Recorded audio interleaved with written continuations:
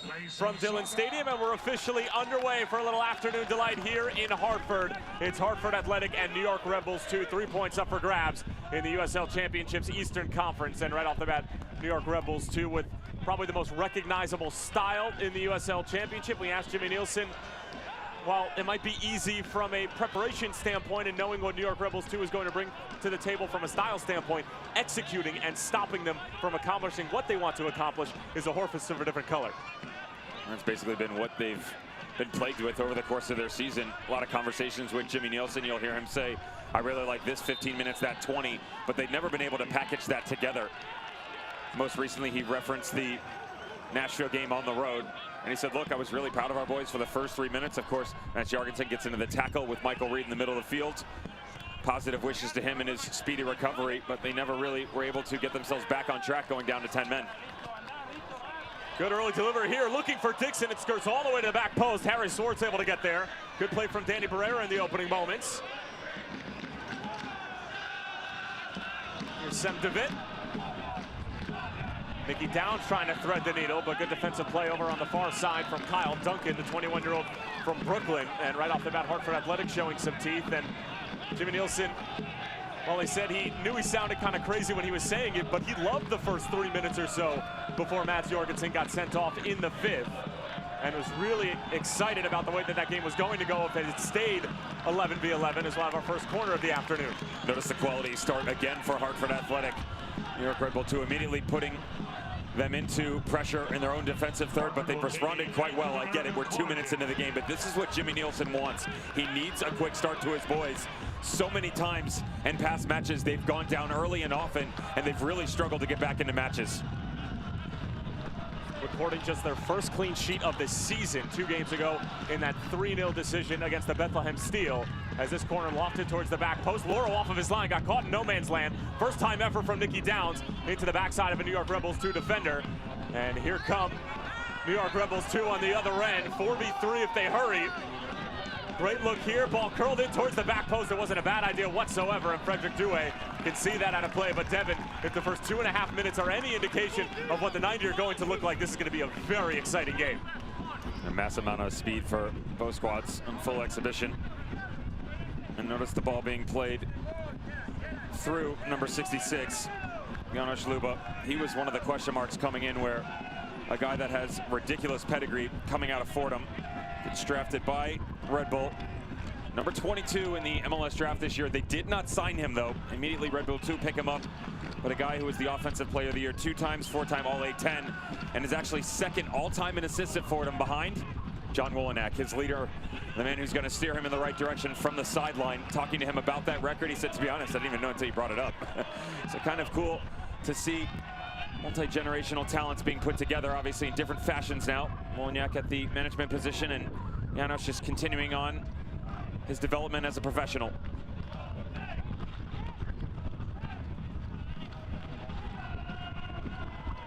Kyle Duncan restarting again for New York Rebels 2. Ryan Williams, 28-year-old from England, couldn't quite bring it down, and Douay will come off of his line. Had to be a bit of a concern for Jimmy Nielsen that their first clean sheet wasn't recorded until the first week of August, but better late than never. And you can go down that same road for New York Rebels too. If you think back to last season, didn't get their first road win until the month of September. Obviously a much different story here in 2019. Quite interesting how this team has had so much success over the course of their tenure. But the road form has always been an issue for this squad. 3-2-3 this year, 2-5-10 overall in 2018. Pretty much had an identical record in 2017. They'd go 3-8-5. We obviously have to take into account the fact that we've gone to 34 matches in a season now. In fact, the only time they've really been able to positively get that 13-1-2 all the way back in that 2016 championship winning season. A lot of similarities between that group and this. Hartford Athletic would like to extend a special thank you to our title partner, Trinity Health of New England. New York Rebels 2 come again with a ton of pace. Jared Stroud in support. It goes negative for him. Stroud tees it up, goes for the curler, and it's an outstanding save from Frederick Douay to deny Jared Stroud the Colgate product. Interesting here from Red Bull 2. They have been known to switch their shape. They have gone to 2 holding midfielders Janusz Luba, the gentleman we just referenced, rotating to the outside. This is a great ball whipped in, and anytime you can get Jared Stroud an opportunity, one-on-one situation. Lovely first little touch. Second one comes back across the body to give him the opportunity. Go far post or near. Good challenge against the goalkeeper. Stroud looking for his 10th goal of the season. There's so many things for New York Red Bulls too in the attack. Chris Lemma bends one in, and it's off the foot of a New York Red Bulls 2 defender. It looked like it was Sean Nealis who was coming in late, and it just skirts wide.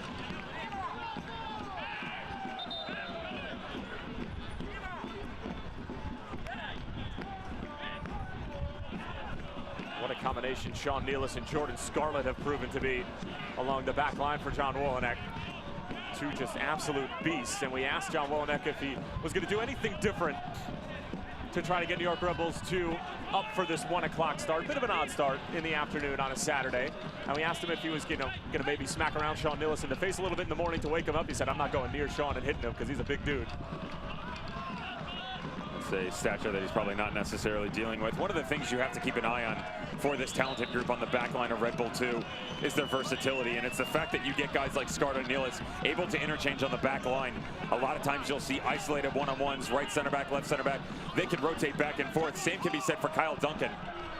Ball's kept low. Sliding challenge coming in from Hartford Athletic. There's actually Alex Davey. You have multiple players that can rotate back around. You see that much easier on the defensive shape. There's Edgardo Ritu, who primarily is deployed on the right side, just trying to rip one in and find someone on the early post run. Can't connect. Rito showing good strength, did well. And creates something out of nothing for New York Red Bulls 2, and a corner kick coming up for the visitors as Raymond Lee was defending along the byline.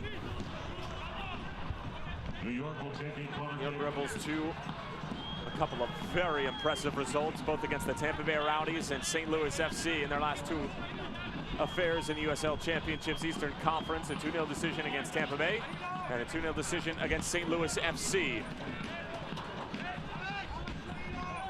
Jared Stroud in for Rito. He just tries the last one across. It was a nice little design set piece from New York Red Bulls 2, but nothing comes of it.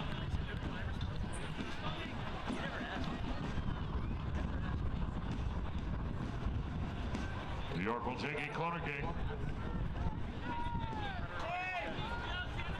New Jersey native Lemma bends one in again. Due off of his line, punches it away, and Ryan Williams helps it even further.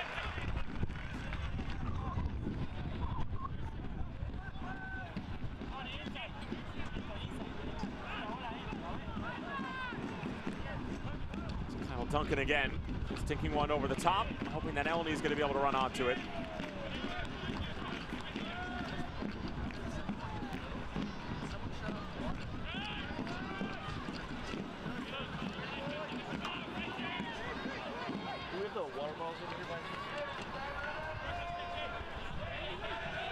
Frederick Dewey has kept Hartford Athletic in a number of games this season, whether it be to hold on for a point or give them an opportunity to go on and get the win. Terrific shot stopper, getting better in the department of communication and coming off of his line.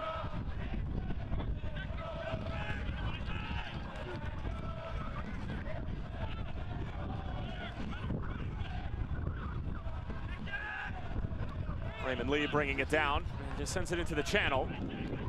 Alex Dixon, great little first touch. Lee, good entry pass in. Dalgard lays it off for Ryan Williams. It's back for Dalgard. Nice little nutmeg there, touches it through. Hartford Athletic were hoping for a foul, but it's going to be offside. How interesting was it talking with John Wolyniec, that man right there, about kind of how impressive they've been over the course of this season. They made the reference to that 2016 team. That was the talking point. You can see through the first 22 games how identical the records are. Of course, the standings the same, even the goal differential. You and I were actually quite surprised at the fact that as good as this team has been defensively this year, they're still off the pace of that 2016 championship winning squad. And when you take a look back at their previous fixtures, I asked him, you guys have had some pretty impressive results. To you, what stands out the most? And immediately talked about the Tampa Bay Rowdies game, and we'll dive a bit further that in a second. But he initially made the reference to their matchup back on May 18th at Al Lang. he said he felt like they actually had the better run of it. That Juan Tejada, he called it a set piece. It was off a corner, nice little flick to the front post. Juan Tejada gets his first 2 goals of the season, and just felt like the shape overall was much better in that game compared to, and the way that they executed compared to other matches that they had already gone through. Now that's very early on in the season, but it was their ability to kind of divert their direction somewhere else. And what I'm referencing is the way that they took shape in the next matchup against the Rowdies. They said, you know, going back, John, and watching it, felt like your midfield was deployed in a much different manner. He said, yeah, to be honest, we created much more of a box. It's kind of the system you see out of the Philadelphia Union. Raymond Lee just running through people. How you can invert the midfielders, you tuck your outside mids in more, and that was trying to overload the middle and counteract that 5-back that Tampa Bay Rowdies throw at you. What happens? They get a great result, and now they've gone back-to-back impressively against 2 teams in the East. Logan Gadula still on the move. Touched by Kofi.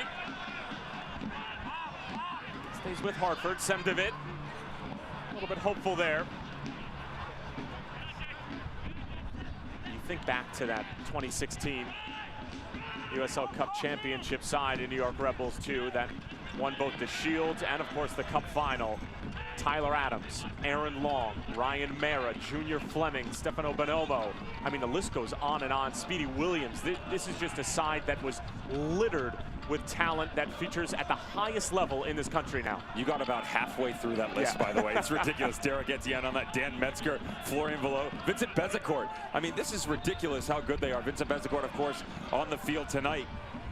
Bonomo, Brandon Allen. And Brandon Allen actually took USL Rookie of the Year that year. Aaron Long was Defender of the Year. Brandon Allen had the Golden Boot as well, if I'm not mistaken. Double check that for you. USL Cup MVP, all first league. I don't see that here in my statistics. That doesn't necessarily mean it's wrong. He had a great final, though, against Swope Park Rangers. Yes, he did. That was, but it's funny, you kind of look back and just go, really? Like, was it fair that they got to field that team? You go apologize to everybody else. Great sliding challenge from Ryan Williams. Falls for Jared Stroud, who's working on Raymond Lee.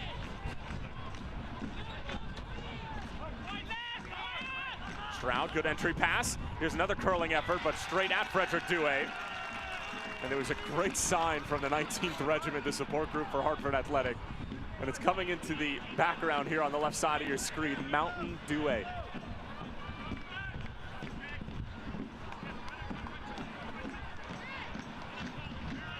It's too good. Foul goes against Hartford and Harry Swartz.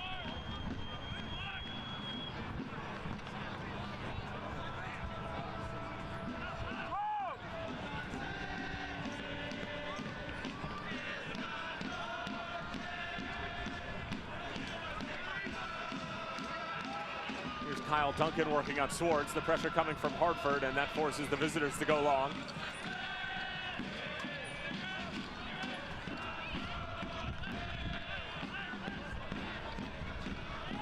Hartford Athletic coming off of that really poor defeat against Nashville. We mentioned Mats Jorgensen, who of course is suspended for this game, sent off in the 5th minute. And then it just sort of unraveled at the start of the second half as Rito getting to the outside and runs out of real estate. But Jimmy Nielsen said that he was not only pleased with the first few minutes of that game, but pleased with the response after Jorgensen gets sent off. It wasn't until around the 50th minute or so that the wheels really started to come off, and it was only a matter of time with the amount of talent that Nashville has. If they have an advantage numerically, they're going to take advantage of it, and that certainly was always in the card for Gary Smith's side, as Danny Pereira, a bit too handsy trying to win that, fouls Kyle Duncan. And the physicality continues between these two sides. As we mentioned, just about 125 miles separates the two clubs from Dillon Stadium to Montclair State University's soccer park back in New Jersey, where New York Rebels 2 play their home matches.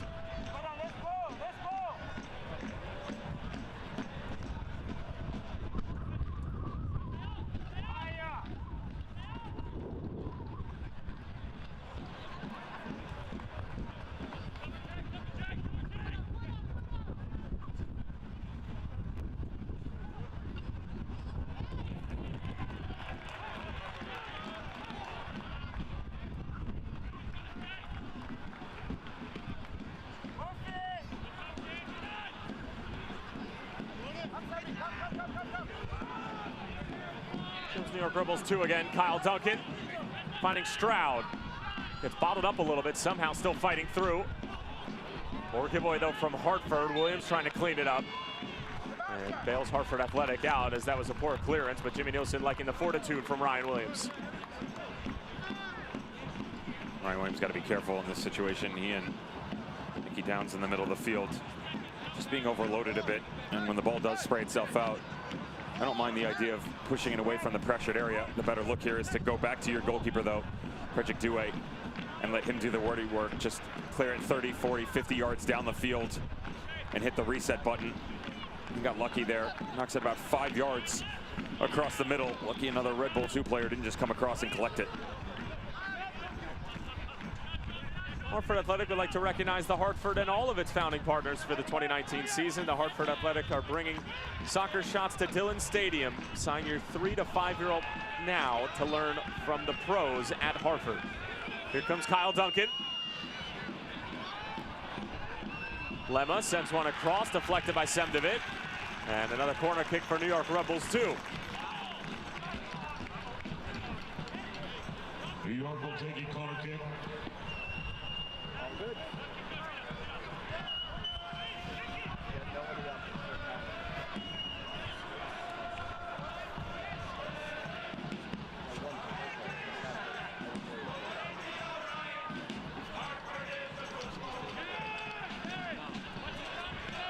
Lemma back post. Nealis rising for the header. He actually collided with Jean-Christophe Kofi.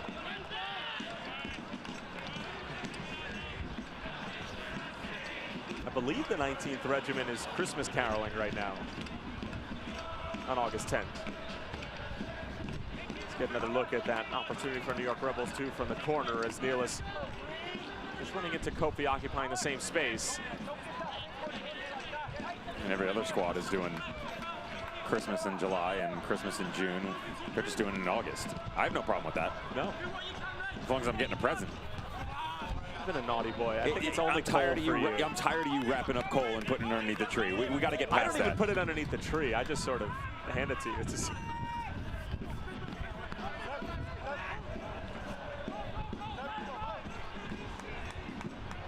Dewey has to get rid of it again. And this pressure from New York Rebels too, certainly forcing Hartford Athletic to play a bit more direct than they would like to. But picking up second balls in the middle of the park certainly helps. Semdovic, good distribution to the feet of Harry Swartz. Here comes Gadula around the bend, creating a little bit of space. Now it's over for Gadula. But a good step from Kyle Duncan, able to keep the ball in play and win it back for the visitors.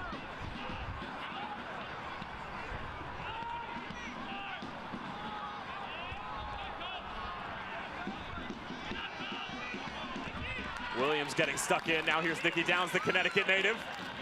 Downs poking it through. But too close to Kofi in the end. Elney checking back.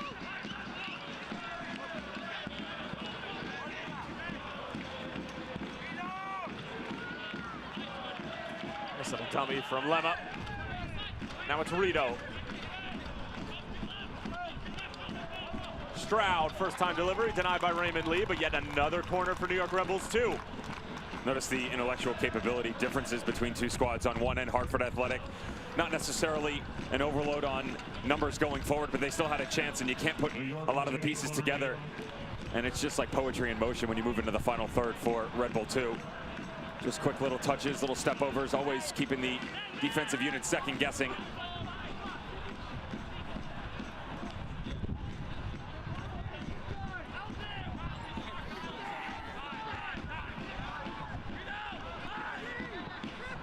Duncan back post over the head of Sean Nealis.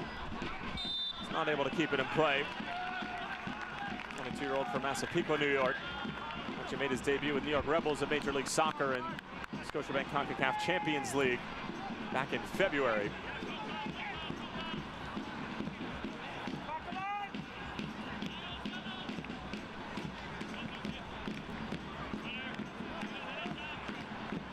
First game of the Saturday slate in the USL Championships, week number 23. Pittsburgh and Swope Park Rangers to kick off later at 7 o'clock from Highmark, Tampa Bay, with plenty of playoff implications on the line if New York Rebels 2 are able to get a win, taking on Birmingham Legion. Colorado Springs Switchbacks playing host to RGV. Nashville and Bethlehem to do battle, so on and so forth, as whistle is blown by our head referee, Elton Garcia.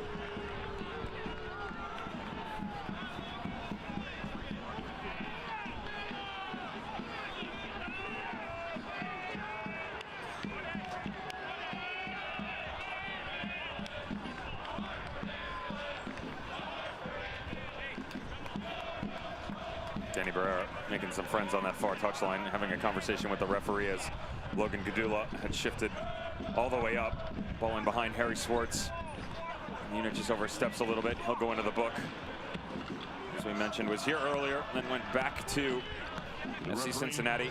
Has issued a yellow card to Hartford, number 24, Logan Gadula, in the 21st minute.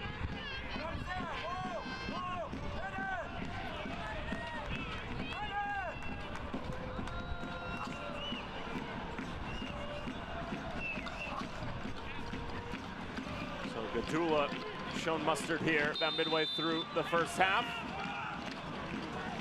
Free kick sent in, and it was a good look for Jordan Scarlett. He took a bit of a knock coming down, but Hartford Athletic will do well to keep an eye on him, as well as Sean Nealis, when the visitors do have opportunities from the dead ball.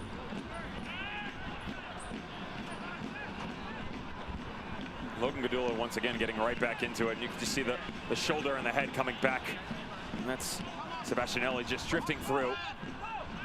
And it'll be interesting to see for Logan Gadula, because this is his natural position, the outside back position. That's where he was so good under Bobby Muse at Wake Forest. Of course, gets drafted 13th overall by FC Cincinnati. Was initially loaned to Phoenix Rising, though with the depth that they had and the form that they were in, felt like, he wasn't going to get any minutes. Send him back to Cincy, who immediately loaned him to Hartford. Then he's kind of been back and forth. Now an opportunity to get right back into that marking back position. What's the relationship like with he and Harry Swartz? Been tested a little bit in the opening 22 minutes. Goes in for Dalgard on the turn, and it actually ended up being a terrific first touch, but he was trying to drag it out a little bit more to the left-hand side. But a good look there from Hartford Athletic, as Evan Laura was really quick off of his line. It's funny how a player thinks in his mind, because he's got such a good left foot. He was trying to set him up there, but the turn was even better. He brought it all the way back across his body. Should have continued the progression to his right and had to go. Nealis forced to get rid of it with Dixon looming in the area. Thumping header from Alex Davey, and then it was a bit too quick. Going out the other way. How about the shout right there from John Wolyniak? He said, Chris Lemma and Kofi, there need to be two of you in there, and he's specifically referencing he wants two holding midfielders sitting. He does not want any balls being sprayed over the top, or when these challenges are coming in, he wants that second ball. You can see that Hartford Athletic starting to find some space to go forward because of that. Stroud on the turn, tried to take it through. Raymond Lee got a head to it, didn't know much about it. Rito slipping it through. Jared Stroud now. And an important touch there from Nicky Downs. Dalgard puts Raymond Lee in a bit of hot water, but he's able to clear it away. Danny Barrera giving chase. A little bit of a how do you do for Sean Nealis as Jimmy Nielsen looked like he was doing the electric slide for a moment. And finally, everyone will be able to take a deep breath. New York will take a Corner kick coming up for New York Rebels too. Again, it has just been set piece opportunity after set piece opportunity. You just have to wonder, if you're John Wolyniak, if any of these are going to be capitalized on.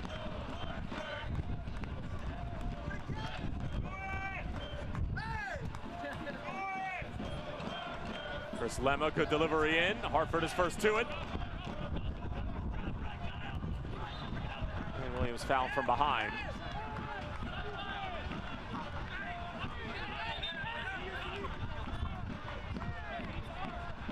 Fans, Hartford Athletics' next home match is an international friendly on Saturday, August 17th at 5 p.m. against the Puerto Rican national team, presented by Medela Light.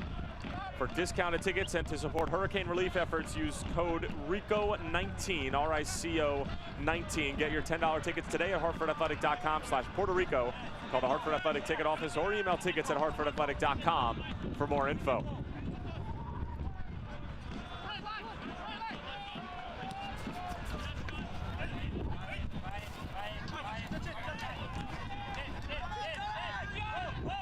doesn't have a ton of options. Forced to go long over the top for Alex Dixon, but he's just offside. It was a very intuitive step from Jordan Scarlett in the end.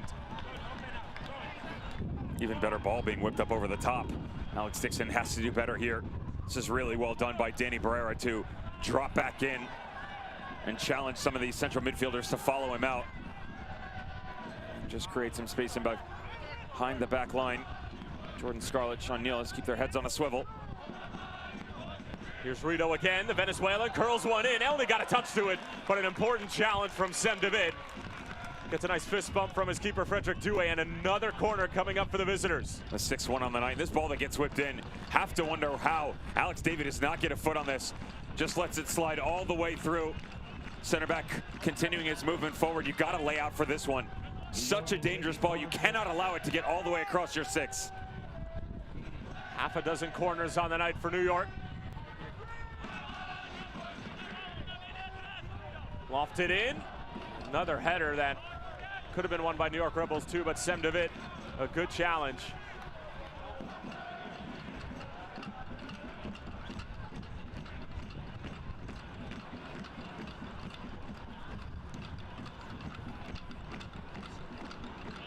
New York will take a corner kick.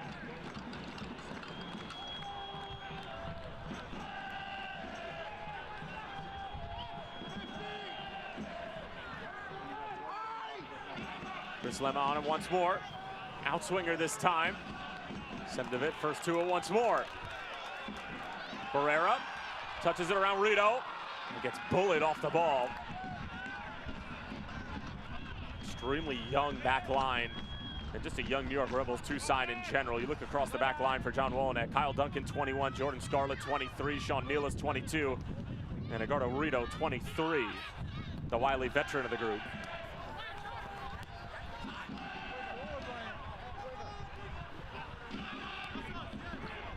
Davey gives it away. Hartford exposed with one of their center backs stepping through. Raymond Lee, clean challenge. And here's Lema around the bend. Chris Lema trying to pick somebody out. Davey gets a touch to it. Did Douay keep it out of the net? It was difficult to tell. Regardless, the 8th corner of the afternoon coming up for New York Rebels 2. Keep an eye on Raymond Lee. Does a really good job here to track back over the first tackle. He gets in, and then watch as he comes up. Just loses his footing right there. Ankle almost gives out underneath him. And then very tentative in his action when he does make his way back to the upright position. Just kneeling over on the tail end of this play. Keep an eye if Red Bull go after that. Lema again. Driven towards the back post this time. Douay told he could see it out of play and a goal kick coming. Hartford trying to go really quickly and catch the New York Rebels 2 out of position and outmanned at the back. Still retreating for the previous corner. Smart guys, find the ball, guys. Dalgar trying to turn. Good defensive prowess from Sean Nealis. And now it's Kofi directing traffic for the visitors.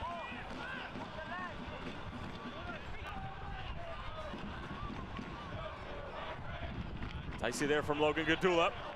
Jared Stroud trying to go through Sem David.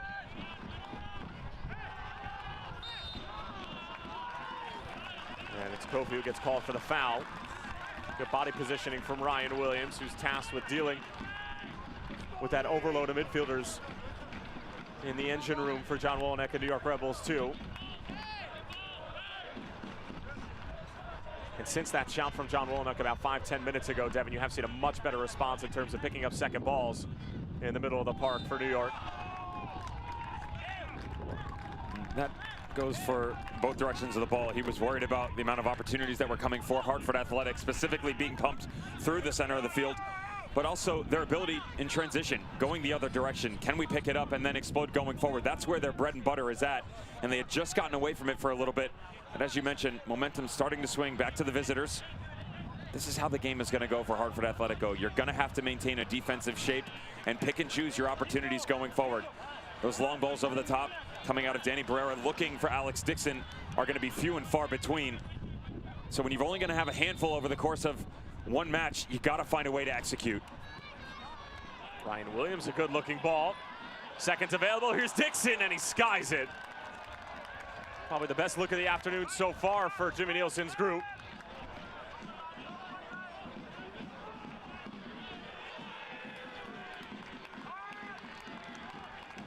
Half an hour gone here at Dillon Stadium, 0-0 between Hartford Athletic and New York Rebels 2. And there's a look at the Cigna Save Tracker. The Hartford Athletic is teaming up with Cigna to launch a new philanthropic campaign, Every Save Matters. Cigna will donate $75 for every Hartford Athletic save for the entire 2019 season, including the 87 saves the team made in games prior to launch. So far, Cigna has committed over $6,500 to Team Impact. Proceeds will benefit Team Impact, a national nonprofit that connects children facing serious and chronic illnesses with athletic teams, forming lifelong bonds and life-changing outcomes. Cigna is a founding partner of Hartford Athletic.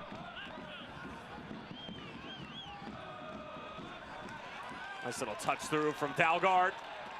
Dalgard still with it. He tees it up. Great effort and a terrific opening goal for Hartford Athletic, coming by the way of Sebastian Dalgard. New York Rebels 2-0, Hartford 1.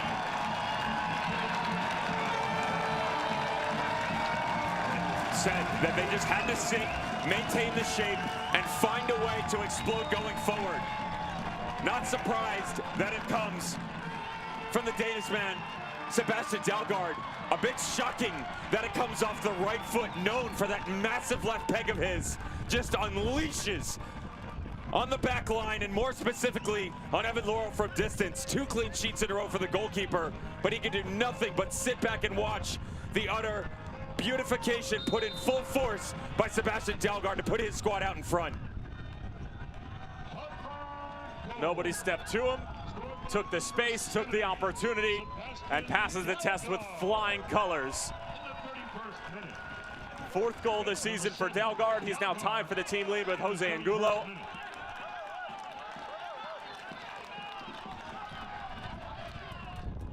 And given all the set pieces that New York Rebels 2 have been able to muster up, haven't created all too many opportunities from the run of play. Frustrating to now go down a goal for John Wolinek's side. And Hartford Athletic with their first real chance on goal and first test for Evan Laurel, but nothing he could do about that one. Gadula trying to get around the outside of Luba.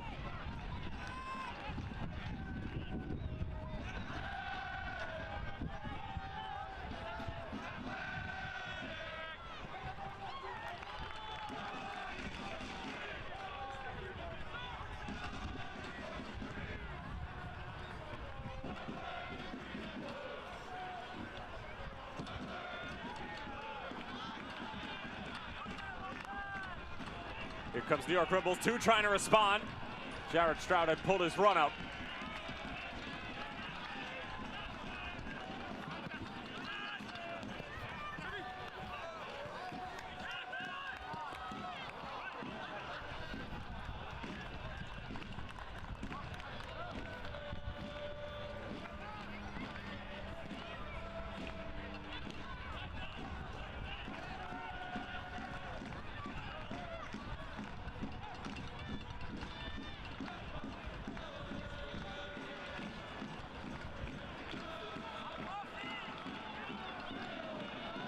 Bezecourt sliding it through. Luba across. Jared Stroud still able to get there though. Keeps it in play. Trying to go around Raymond Lee.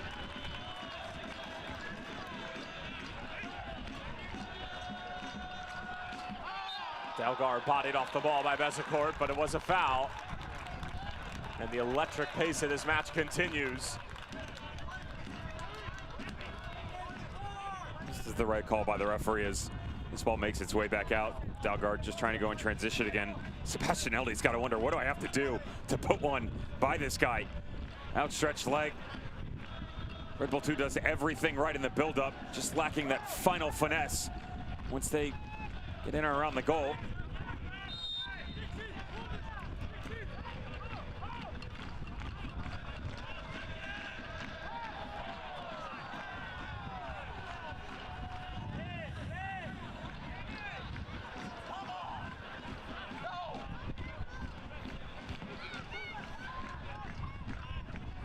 Seven-match unbeaten streak, very much in jeopardy for John Wolinek's side. Still plenty of football to be played, but at the moment it's Hartford Athletic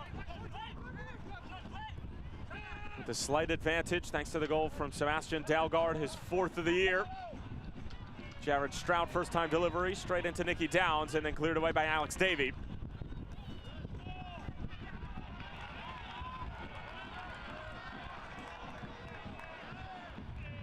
Hartford Athletic fans, be sure to vote for your Cigna Man of the Match on Twitter using hashtag Cigna MOTM.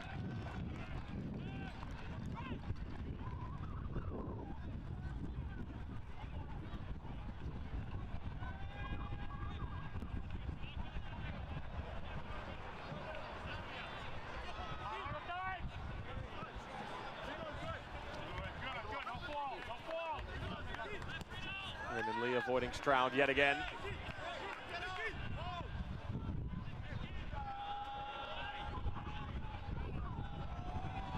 Pushing down for Alex Dixon. Referee says play on.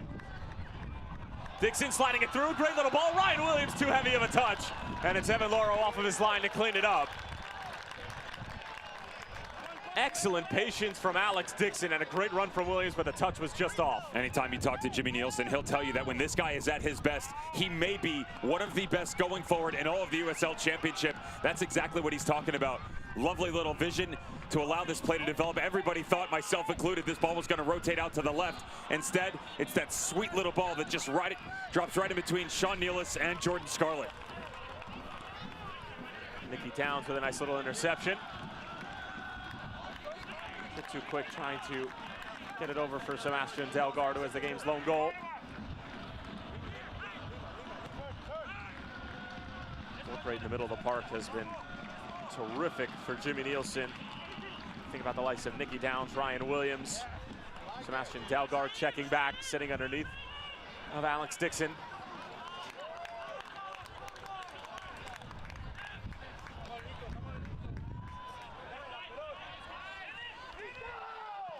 Pereira looking for the big switch. Picture perfect ball out wide for Logan Gadula. Now he sends it in. Pereira trying to bring it down.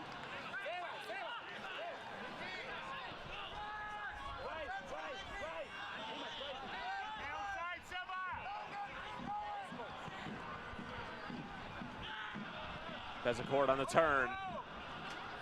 Luba in for Stroud, touches it along. Kofi delayed run. In for Stroud. Now it's Bezecourt on the first time into the backside of Raymond Lee.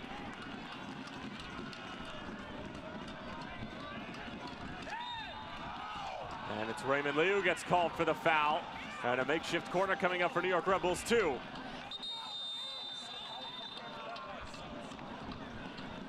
Jimmy Nielsen not happy with the refereeing crew. Another opportunity for Red Bull 2 here. Well done by Raymond Lee to just step up. Outside volley for Bezecourt. Not necessarily sure that was going to be put on frame.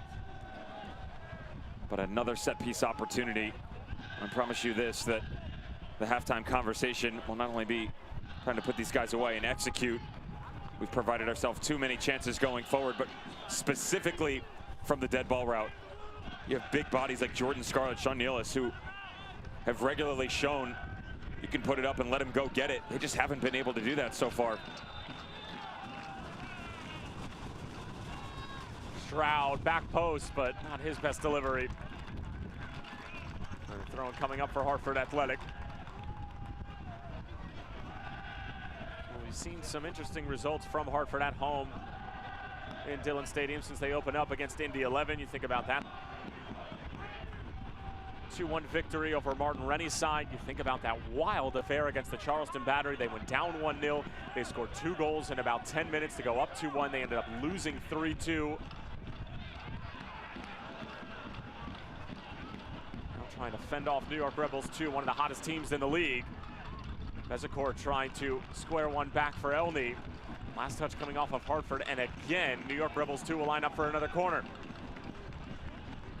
Now it's time to look into the variance of what you're trying to execute here. You're continuously giving them the same look, to be fair. Now it's time to go to the training ground, and you want to go play the 2-man game in the corner, play quick and rotate back out. That's a good look. Get an opportunity to swing some of the bigger bodies out, rotation all the way to the back post. Mix things up a little bit here. You can't be as stagnant in your actions. Kofi elevating for the header, cleared off the line. Dixon, positive first touch. Ryan Williams on top of it now. Dixon almost running into Williams. Counterattack still on. Out wide for Dixon. Here comes Kyle Duncan out to defend. Dixon around two different defenders. Williams on the turn, pulling one through. Defender slips, and a great save off the line from Evan Loro. Harry Swartz had all day, maybe thought about it too much.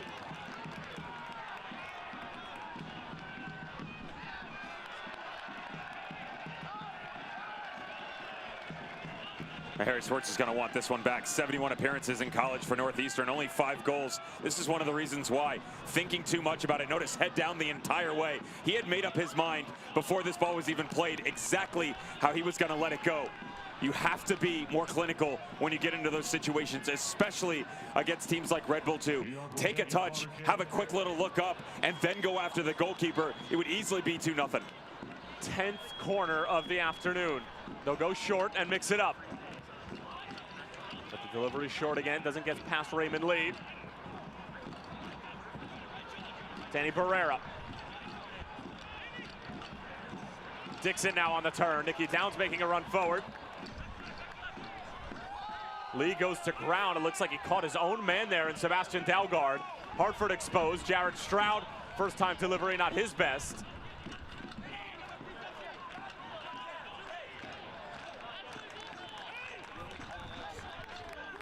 And I think Jared Stroud will be the first to tell you, Dev, this has not been one of his better halves since coming onto this side a little more than a year ago.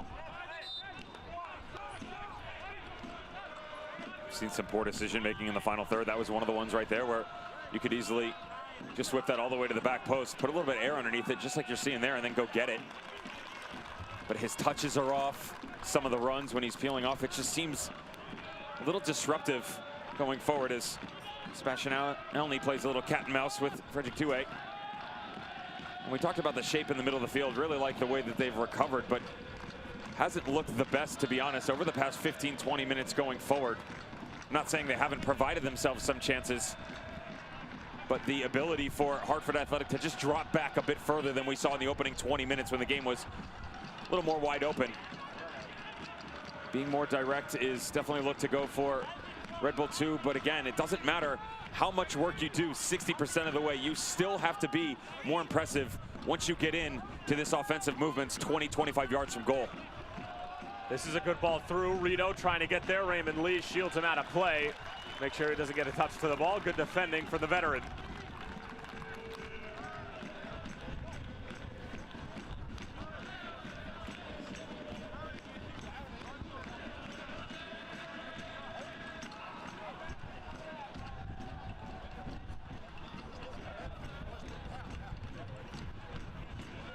Frederick Douay just with one really big save on the afternoon so far, and that came within the first 5 minutes or so when he denied a curling effort from Jared Stroud. Other than that, it's just been organizing, communicating.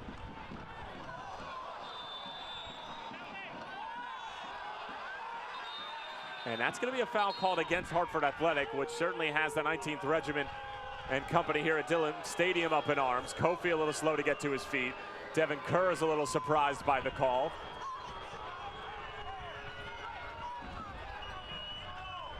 This is one of the more shocking calls that you will see. Up over the back, there's no reason whatsoever that Ryan Williams has done anything wrong in this situation. Not at all. His momentum drifting like this, as a defender, if you're going to challenge a 50-50, you cannot come over the back of the midfielder like that. It's in a rule book. That is really simple, cut and dry. The only thing that I can think that the referee might have been trying to call for was when you bridge somebody, but it wasn't one of those situations. It's not bridging. He legitimately carried his momentum up over the top of Ryan Williams. If the jump comes from Kofi first, there might be a different argument. The problem is you still have to go straight up and down. If you jump up and someone comes up underneath you, it's a different story. They're both clashing in one direction, and I understand there's momentum there, but it always goes to the direction that the ball's coming from and the way that he's trying to bring it down. Good news is, to be fair, they're both okay. And it's a very dangerous situation that could have gone negative real quick. Stroud lays it off. Here's Lema on the first time. Davey gets in front of it.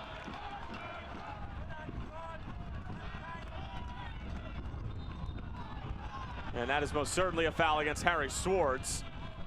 And a free kick coming up for New York Rebels 2 as we're knocking on the door of halftime. There's a quality little step here as the referee immediately blows the whistle. Vincent Bezecourt has got a nice little pep to him. He goes over, grabs the ball immediately, looking like he wants to hit this thing. And there is so much talent standing over the ball right now.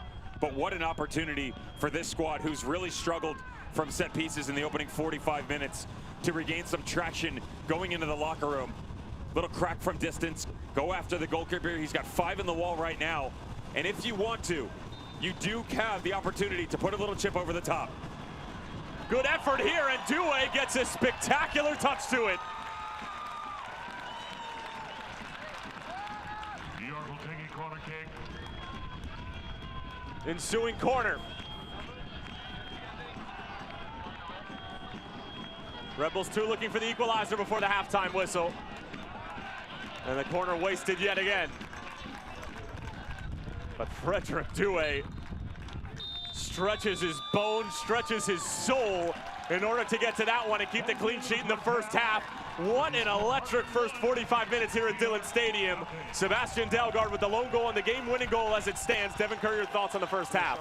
Really impressed with Hartford Athletic, and everything that Red Bull 2 threw at them, they were able to counteract. More importantly, we said momentum and a quick start for the home squad. That's exactly what happened. This is a team, 18 out of 24 matches, they have fallen behind early on. Not the case tonight. They sat in a block, then were able to go and transition the other direction. Red Bull 2 have to be better in the offensive third. They have too many chances going by the wayside. Well, both keepers have been tested on a number of occasions. Both sides have created chances, but right now it's Hartford Athletic sitting in 17th place with a 1-0 lead over the second place New York Rebels 2. We'll be back in a moment.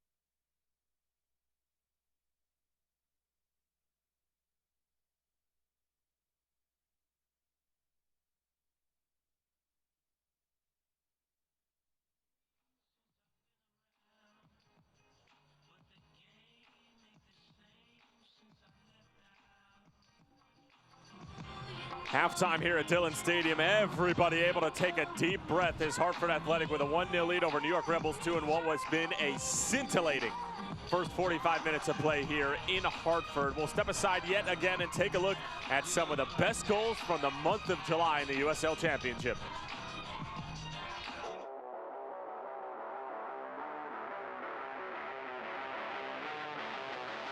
Statistically kept, unless you're keeping a track on mileage, does a lot off the ball to draw space for his teammates. Collier weaving his way through. Elliot Collier for the hat trick. There it is! Elliot Collier with his third goal of the evening. Vaquero, the touch to Asante. Asante looking for the cross, up to John, off the top post, and it looks like it went through We're waiting for the call from the official. It did. Asante to John. That's a goal. It's too, fan. You want to get yourself back in the game, and you've got to keep an eye on these two up front. No question, constantly dangerous now. Another shot, perfectly placed in a goal. Brilliant strike from Basu. Where he didn't fit in with Bethlehem and really Philadelphia. Frater, lofting, header snapped in. New Mexico's run away with it. Weehan's feeling it now. Played well, 1 goal, 3 assists on the year. Here's Bruce, and they've just gone up 2-1 and a fantastic strike from the midfielder who came on as a substitute. What an unreal strike.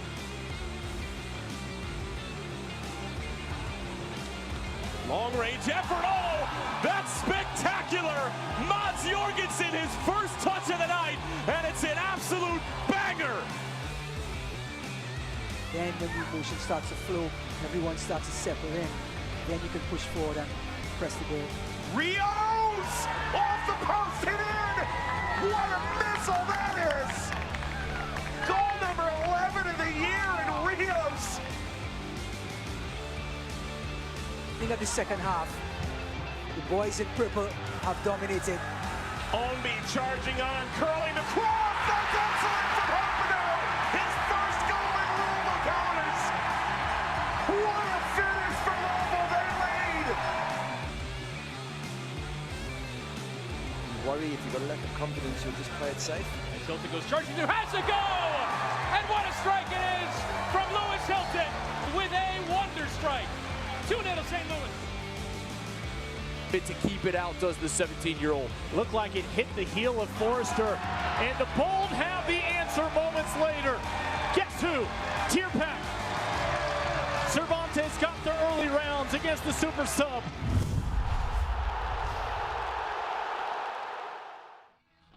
A slew of spectacular goals from the month of July. Make sure to go and vote for your favorite goal from the 7th month of the year at USLChampionship.com. Hartford Athletics still with a 1-0 lead over New York Rebels 2 at halftime. Nothing's changed. We'll be back in a moment.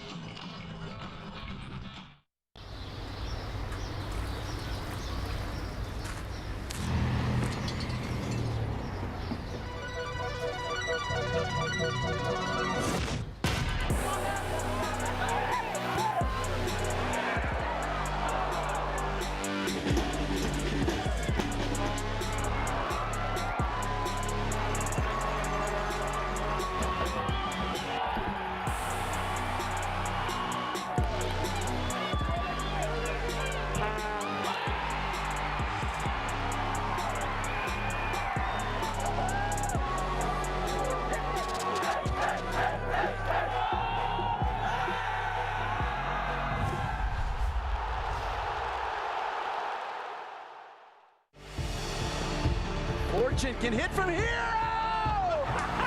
McCarthy once more. Blasted back in, and it's a goal for North Carolina FC. Big shot and scored. And Ben Spees lets one fly and drills it.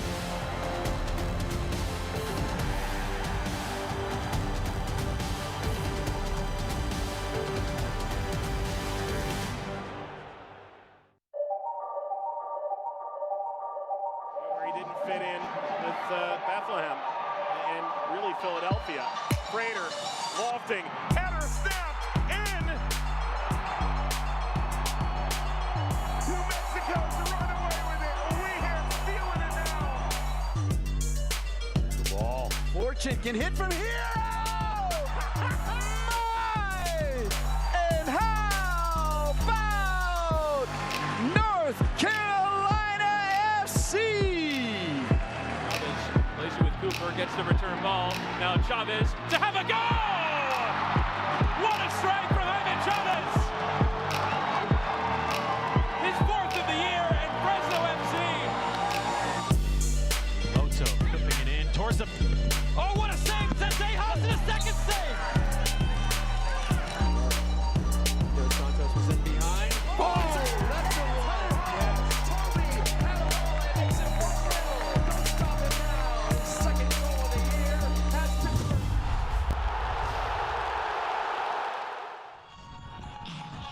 Some stuff from week number 22.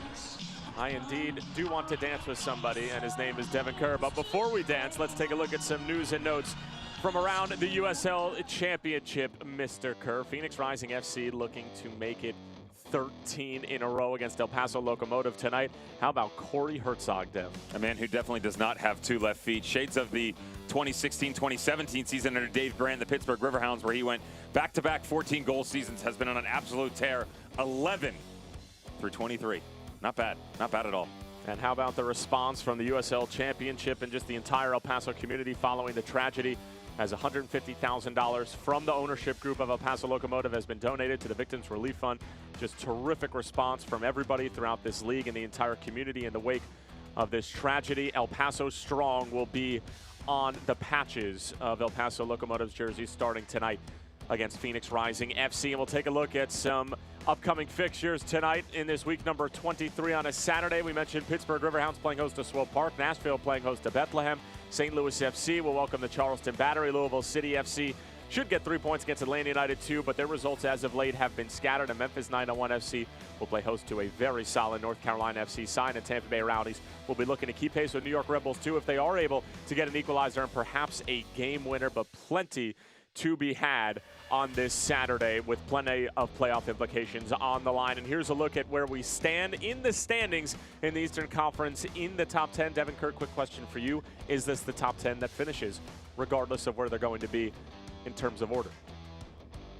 It's a really good question. The only mark for me could be that 10 spot, and that's it. I told you before, I think the game today against Charleston Battery and St. Louis FC is a vital one, not only because of that 10 spot, but more specifically, this is starting to take shape. If you look at 8 and 9, there's a gap starting to be created there.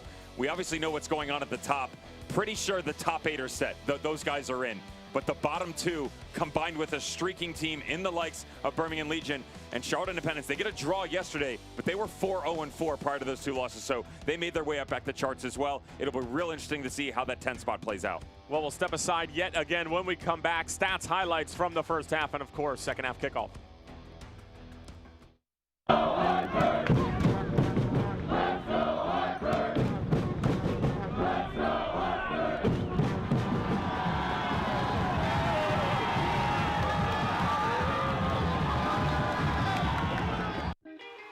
Celebrate a night of good vibrations for a great cause with a band that gave America 36 top 40 hits. Trentolo and Trentolo presents the Beach Boys live in concert. August 17th under the stars at the Simsbury Meadows Performing Arts Center. Plus fun fireworks after the concert. Benefiting the Boys and Girls Club of Hartford. Tickets on sale now at trentololaw.com/concert. Plus fun.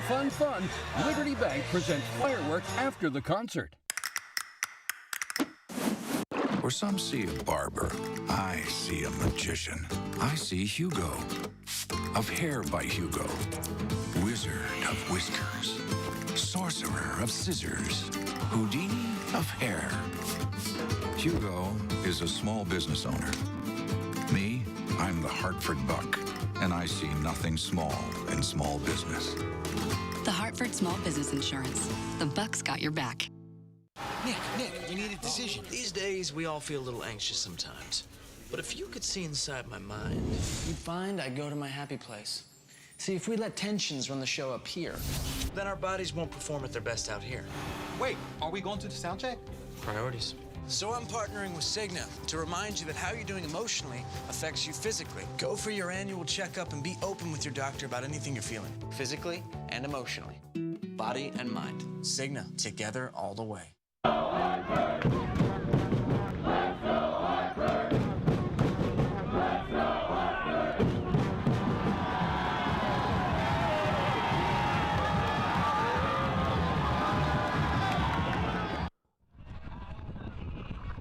Just about ready to resume this one here at Dillon Stadium as the fans are grabbing a beverage, grabbing a snack, and taking a deep breath from what was a breathtaking first 45 minutes. And Devin Kerr will take a look at how we got to where we are in the scoreline.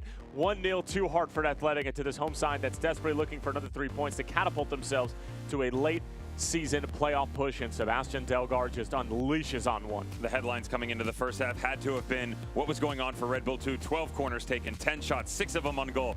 But it all came down to the strike by Sebastian Delgard from distance on the right foot Mind you, 31st minute, little touch off Danny Barrera. If you're going to give him that much space, he's going to make you pay. For all the things that had gone well in the middle field for John Wolinak's boys, he liked what Lemma and Kofi were doing. They get away from everything they did right, and Sebastian Dalgard makes them pay. Hartford Athletic up 1-0. Really impressed by how they were able to get into a nice defensive shape and explode going forward. I promise you this, though. This Red Bull 2 team is not done. They have given up the first goal only 8 times this year, and only twice have they not gotten points out of it. They've gone 3-2-3 in that stretch. And the shift that everybody had to put in for Hartford Athletic opening 45 is going to be tenfold harder in the second half. Well, we're officially underway in this second half. Tyler Terrence along with the ex-German pro Devin Kerr. So glad to have you with us on this Saturday of a week 23 in the USL Championship. And right off the bat, a heavy challenge from Rito over on the far side. Devin Kerr, I ask you this question. John Wolinak obviously wasn't happy throughout periods of the first half, but when you look at the way that they controlled the game, they were in the driver's seat for most of the first half. There were certain things here and there that he definitely wanted to have tweaked, and we heard what those things were, especially picking up second balls in the middle of the field. What might be the message at halftime for a side that looked to be in control but still trailing 1-0? This was the conversation at halftime, plain and simple. Boys, you're in this match. You're better than what's going on. You need to finish your chances. That's all this comes down to. Because yes, one of them got away, but that's one. I mean, honestly, how many times did Hartford Athletic truly challenge Evan Laurel on that back line? Not very often. A glimmer of hope here and there, but it was always Red Bull 2 and their ability to get forward impressively, mind you. All they have to do is stick to what they were doing in the first half, continue to wear this team down, and they will have success. The problem is that theory of doubt will continue to creep into your mind as this match goes on longer. Good ball out wide from Bezecourt. Here's Rito trying to get to the outside, has Raymond Lee beat for pace. Rito sends it across, and it looked like a good touch from Alex Davey, and a corner kick coming up for New York Rebels 2, picking up right where they left off in the first half. New York will take a corner kick. And this is exactly what we're talking about, overlapping runs, getting guys involved going forward. We saw it out of Kyle Duncan and Gato Rito in the first half. And that's probably the one talking point you could say if you wanted some more offensive movement, where would it come from? It's out of the 2 outside backs. Design set piece. Here's Luba on the first time and completely scuffs it.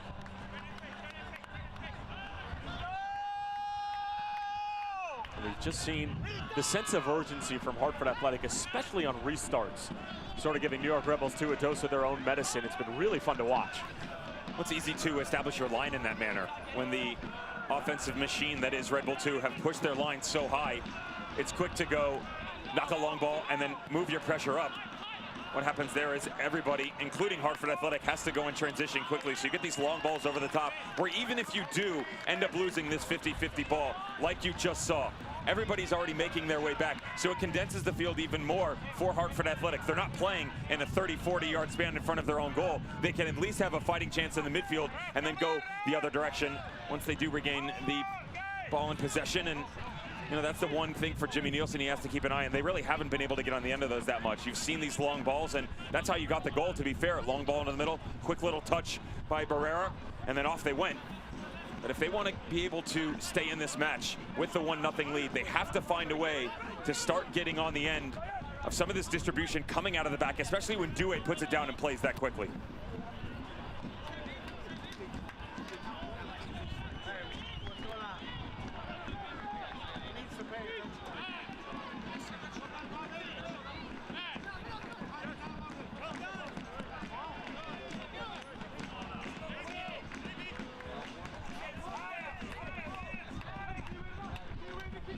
Now a difficult task for Jimmy Nielsen to try to hold on to this lead and try to keep New York Rebels 2 off the score sheet completely as Elney takes it away from Gadula. Gadula's hurt. Elney into the area and a big save from Frederick Douay. He made a terrific save just at the end of the first half on a free kick from Vincent Bezecourt. Makes a massive one here on Elney in a 1v1 situation. And sometimes they always say when you get into a buffet, your stomach's bigger than your eyes, right? Your eyes are bigger than your stomach. Backwards there. The first touch, he sees loads of daylight in front of him, and the ball just gets away from him, especially when he's got the option of Jarrett Stroud on the back post. A really wasted opportunity for Red Bull 2 just at the start of the second half. That's the other conversation that you would have with your manager. Your manager's going to say, go out in the next 5-10 minutes, really impose your will. That was the opportunity that the visitors were looking for. Nielsen to Stroud. Duncan thought about letting it go for a moment.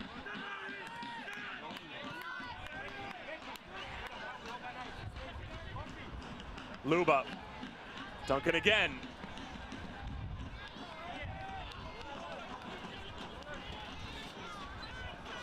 Now Bezecourt just dinking one in, a bit hopeful there. Semdovic first to it.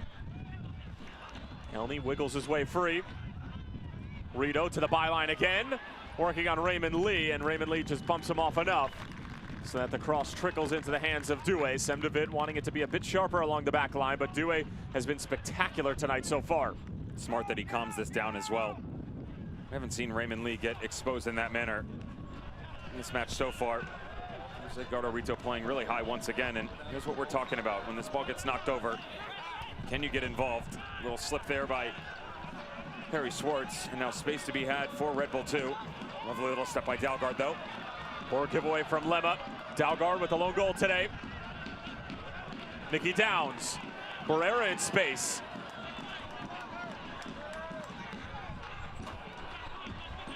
Heavy touch from Downs as Schwartz didn't really do him any favors. Luba.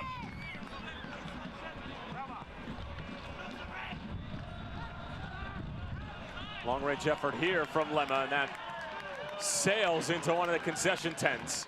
Looked like it knocked over a beverage of some sort.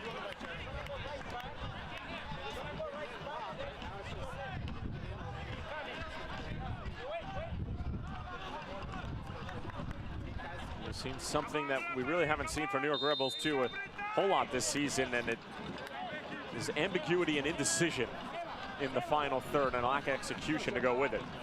Good. Just 72.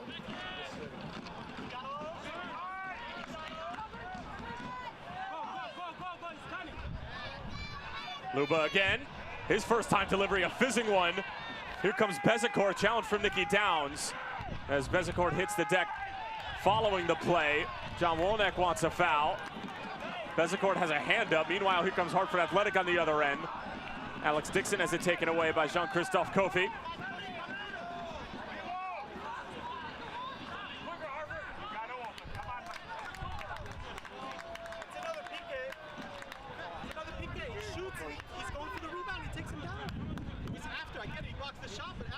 Devin, how do you feel about that plea from John Wolnick and the New York Red Bulls 2 coaching staff? There's a shot coming through here, and you can understand where the talking point is. He says, I get it, he blocks the shot, but his momentum goes through.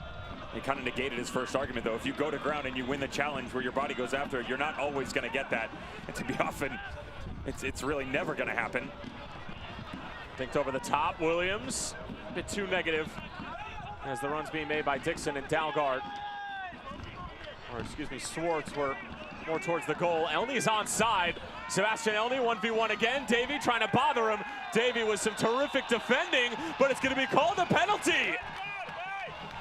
Oh, it looked for all in the world that Davey had done everything right, and it's a red card to boot for Davey. Oh, my word. You thought at just the very least it would have been a foul, if that. But the referee compounds the problem.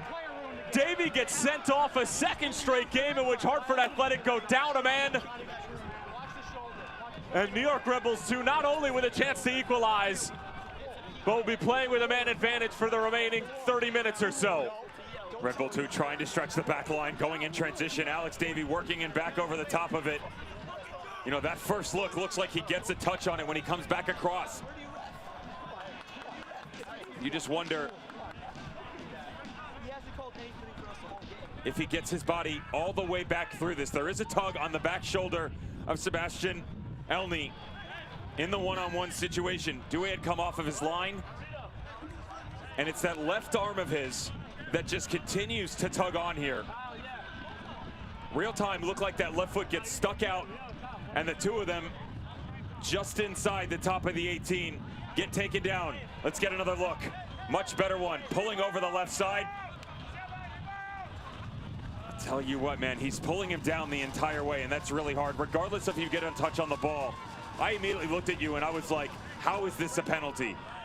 Circumventing this entire thing, I understand where the shout comes from. And unfortunately, there's some language obviously going on the sideline. They don't necessarily agree with the referee's decision. Jimmy Nielsen getting involved as well now too. Frustrated, the fourth official talking to Raymond Lee. Here's the talking point though. You have to make sure this isn't on the challenge itself on the ground. It's where his arm is the entire time. That's where it gets me. I understand people at home are going to disagree with this, but if you keep an eye on the left arm of Alex Davey when he comes through here, he's actually reached back across the body of Sebastian Elney and started to pull him down to the ground. Watch it once again. Look at that left arm, left shoulder. Starts to pull the forward down the entire way, which doesn't allow him to get a touch in. Regardless of the fact that Davey gets the touch, this is the right call. A massive amount of frustration by the sideline, and if I was in Jimmy Nielsen's shoes, I would be saying the same thing. They do not have the luxury that you and I have, seeing this in a slowed down version from a different angle of what they saw in real time. Listen, the foul seems to be the right call. The red card is a different story, though. Totally disagree with the red card, and here's why. This is very much a last man type decision. The only time a red card gets blown here is if the player does not make a play on the ball to go into an actual challenge. Basically, if you're running full steam and I pull you down from behind and I go nowhere near the ball, I get thrown out for that situation. This is an inappropriate decision in terms of the red card. Foul, yes. PK, yes. Red card, no. You show a yellow and you move on. Because now, not only have you given the team an opportunity to equalize, now Hartford Athletic is down to 10 men. And Raymond Lee, we're being told, is getting sent off as well.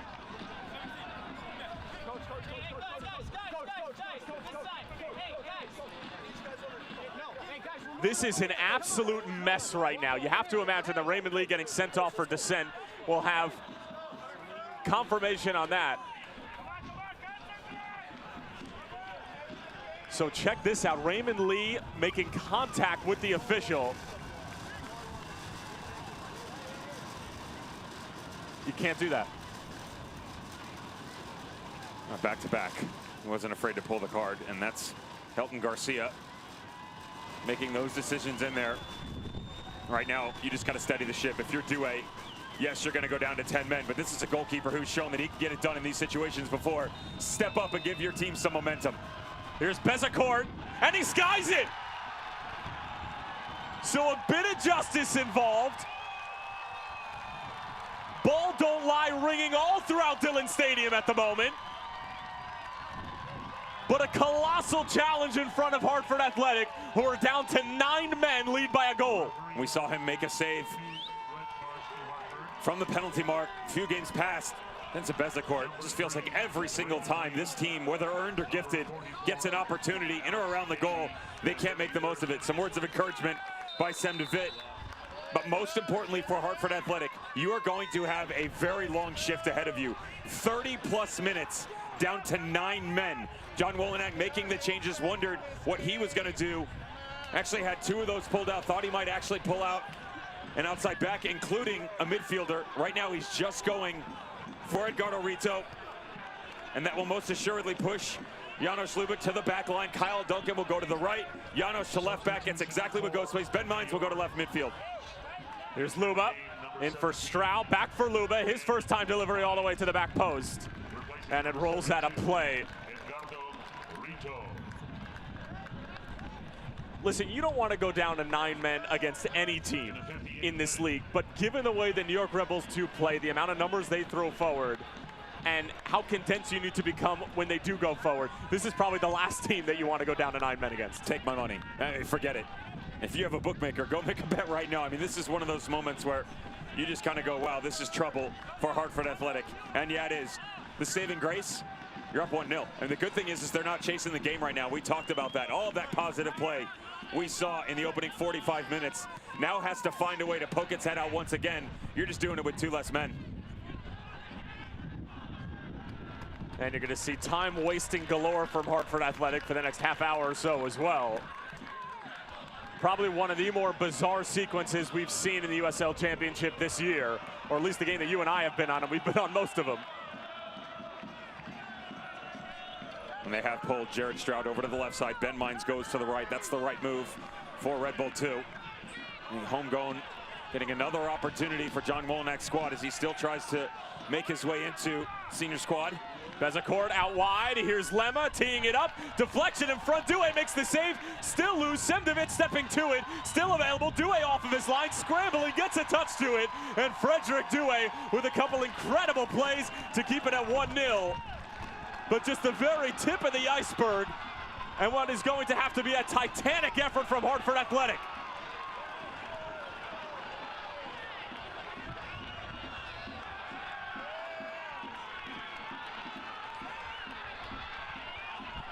Here's Ryan Williams. Kyle Duncan gets a touch to it. Williams shielding it out on a corner kick coming up for Hartford Athletic. And they're going to need a lot more of efforts like that if they are going to hold on. And the Signet save tracker continues to tick forward. Watch the goalkeeper. Resets himself on the first one, has to react, gets a little touch with the left hand. And how about this? All Spider-Man-like, when he comes all the way outside of his 6, that's what your center back and Raymond Lee would be stepping in. Frederick Douay doing it all on his own. Kudos.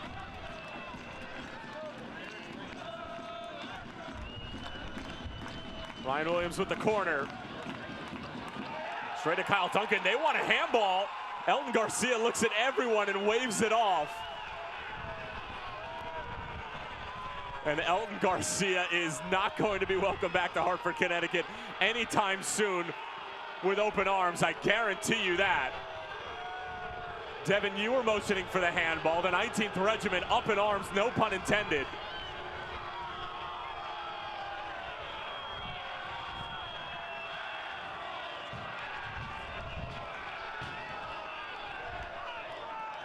Elton Garcia not making a lot of friends. That's away from the body. The ball is up in the wrong motion from that right arm of his. Elton Garcia not doing himself any favors over the past 5-6 minutes here.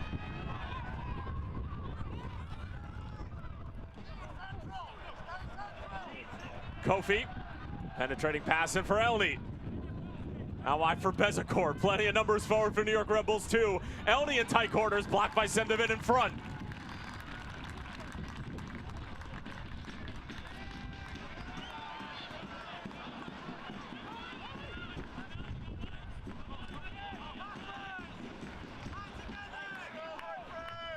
Here comes Luba. Now wide for the Fordham product. DeVig gets a touch to it again. Luba dinks it in towards the back post. Here's Kofi on the first time, and he skies it. Devin, let me ask you this question. It pertains to all sports. Do you believe in such thing as a makeup call?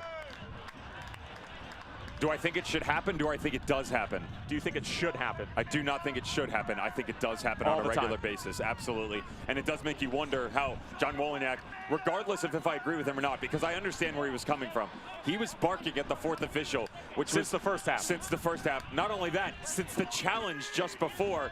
And he's saying, on the tackle, I understand he gets the ball and the momentum goes through. How is that not a penalty? Before that talking point was even done, Elton Garcia had blown his whistle and pointed to the spot.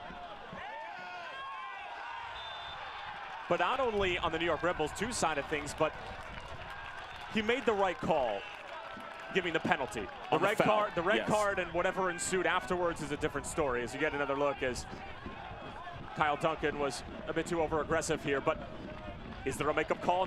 Because if you keep giving makeup calls, where does it end? You're chasing the game. The whole time. Round and round we go, and that's the definition of insanity, right? Same thing over and over, expecting a different result. It's the same thing, though. And you have to wonder, you see how close it was with Raymond Lee. You can't do it, I get that. It is a heated moment, you can't do it.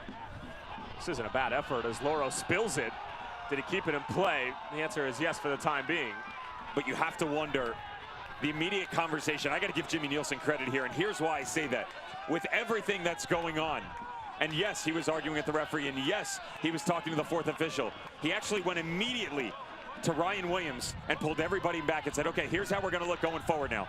Here's Elney, and New York Red Bulls 2 are level. It was always a matter of time. Douay's frustrated, Hartford Athletic is frustrated, but with this much firepower, it was just inevitable. Some tired legs. Danny Barrera can't get back. Logan Gandula having 2 marks here. He's got to account for the overlapping run of Bezecourt as well as the initial trailer. And unfortunately, the communication's just wrong. Yes, the field is compressed. I know you're down to 10 men, but that's still a situation where they should have done better. Instead, they now find themselves level. And away we go from 1-1. And immediately Elney coming the other way. Downs gets a touch to it.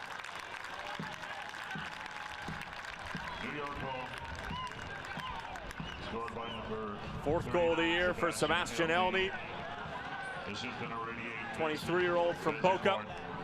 In the 64th minute.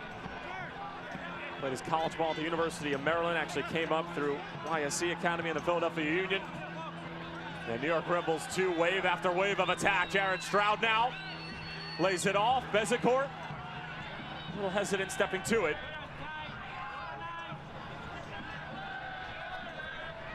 Ben Mines, Stoué gets a paw to it.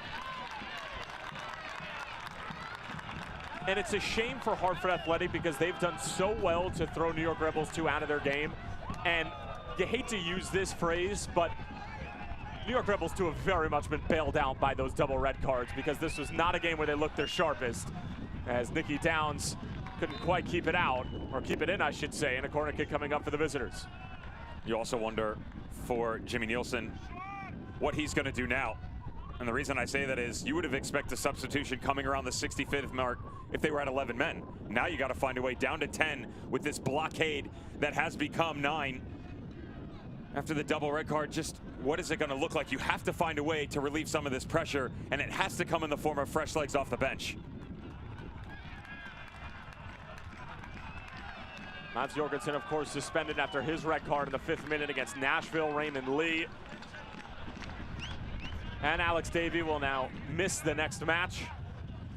At the bare minimum for Raymond Lee, he could end up missing a couple. I would not be surprised if there's more disciplinary action to come for Raymond Lee. Kofi, Luba, fizzing ball across. Hartford deal with it really well again. Tackle from behind, no foul called by Elton Garcia. Now it's going to be called. And prime real estate for New York Red Bull 2.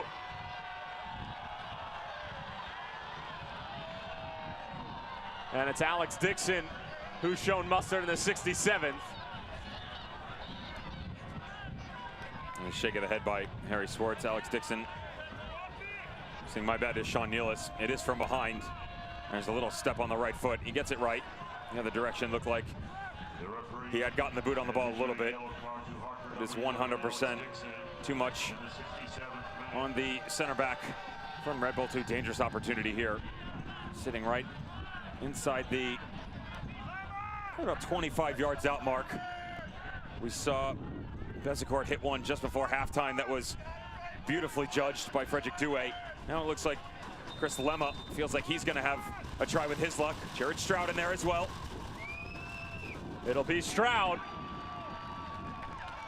And it'll be a wasted attempt.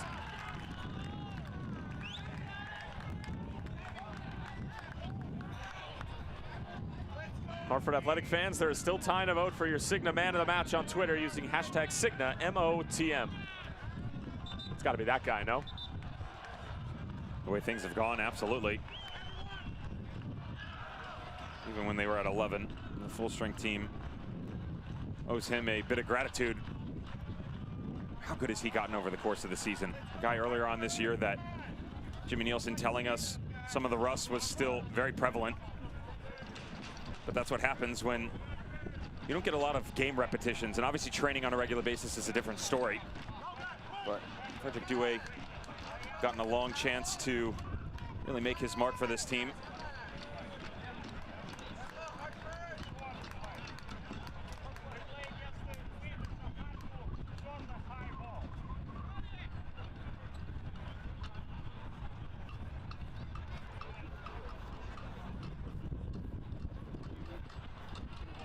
Red Bull 2 have obviously gotten a lot of production out of some big name players who have gone on to do some great things, not only at the Major League Soccer level, but at the U.S. men's national team level as well. Devin, there are a couple of other names that are stepping up and starting to get more opportunities as well.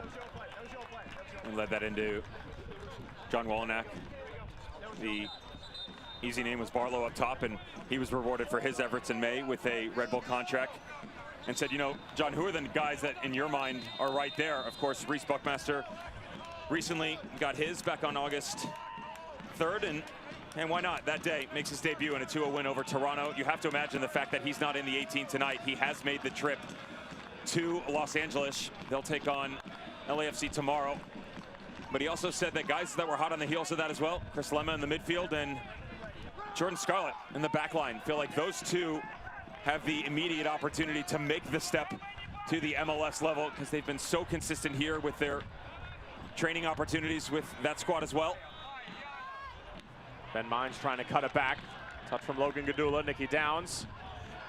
Good composure there.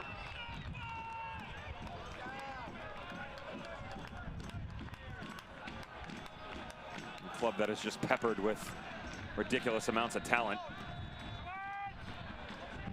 Always getting opportunities with their MLS squad, and it's quite impressive to see teams like Red Bull 2, Philadelphia Union, Seattle Sounders constantly getting that movement. Here's Bezecourt, just lashes one in to the back of Semdovic. Stroud lets the ball do the work into the penalty area. Great little step over, lashes it across again, and just missed by Ben Mines.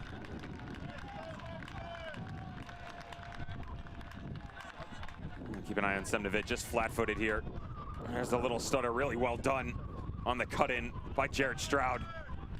Now this one isn't redirected. We'll never know. Look at Ben Mines. There's another one of the homegrowns in action.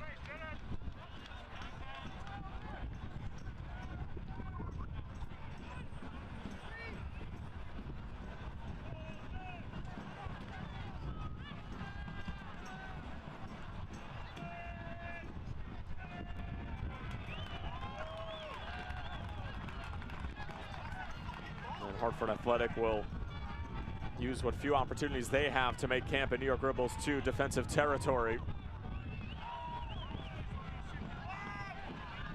Dixon somehow gets it away. Dalgard now. He clips it into the penalty area, looking for Danny Barrera. Important touch from Luba.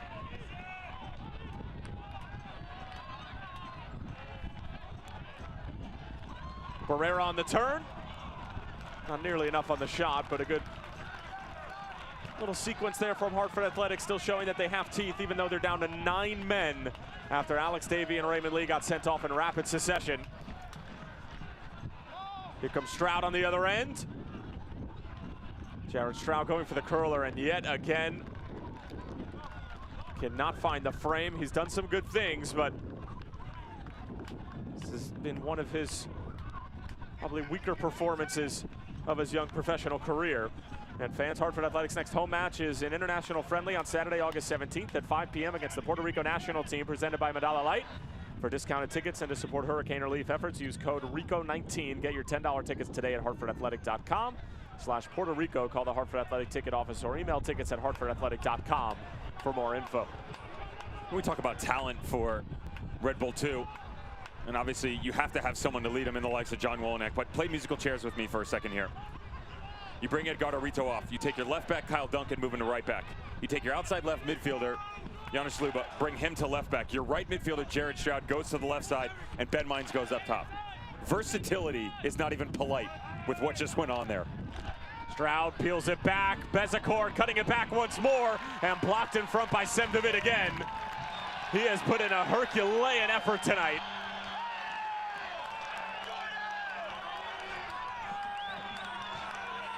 Tell you, the way that everybody's kind of diving in for Hartford Athletic right now, they have to be really careful.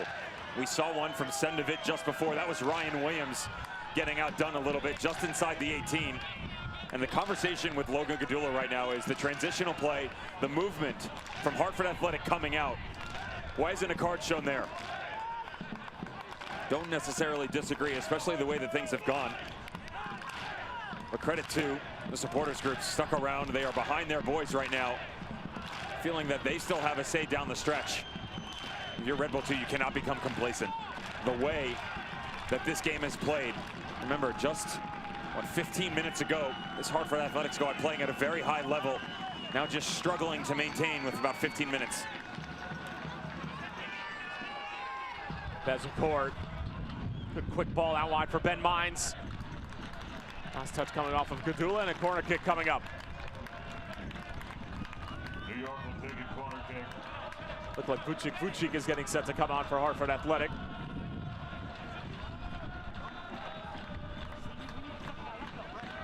Ball bounces in the penalty area, lofted in. Here's Sean Nealis. There's the go-ahead goal for New York Red Bulls 2. They've been pounding on the door ever since they went up 2 men.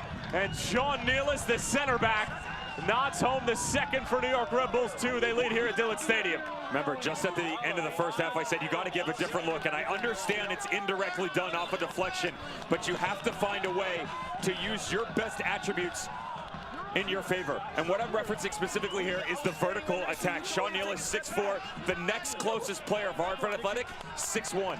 That's a mismatch you see in multiple other sports. They just couldn't take advantage of it. John Wolinek's boys finally get out in front. So Vucic comes on and replaces Alex Dixon. And a last-ditch effort from Jimmy Nielsen to inject some offensive life into this game for the home side. Kyle Karinga is going to come on and replace Sebastian Dalgard. This has been a bizarre fixture, to say the least. And Jimmy Nielsen's going to try to pull one more rabbit out of the hat to see if he can salvage a point.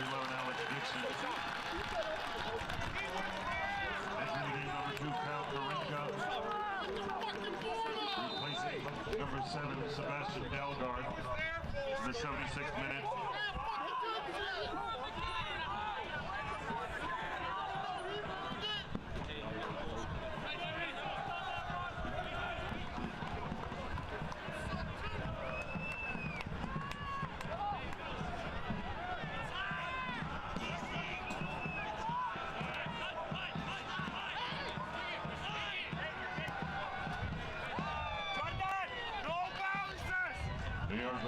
Luba. Scored by number 15, Sean A bit too Nealis. ambitious trying to squeeze that ball into a tight window as Harry Swartz with a good defensive play. Asking a bit too much out of Vucic. But New York Red Bulls 2 right now very much on their way to their 8th match without a loss. And yet another win. Bezecourt across. Good play from Nicky Downs. Looking to move their unbeaten streak to 8, John Wolenek and New York Red Bulls 2.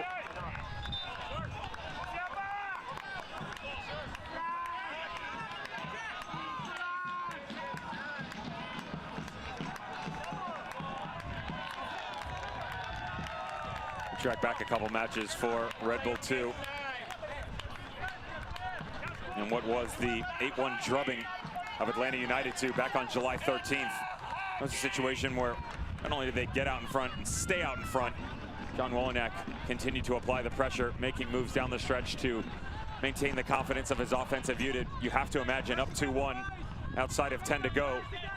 A similar look would be deployed here. Still plenty of options on the bench for him to bring on, and I would imagine that man right there might be one of them to come off. Janos Luba.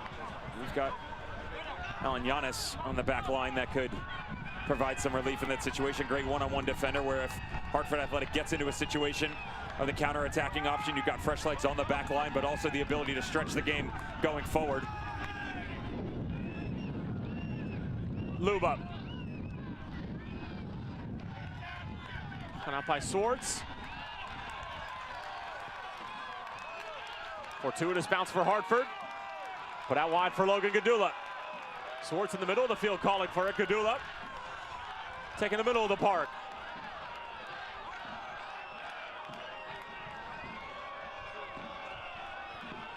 Kyle Karinga.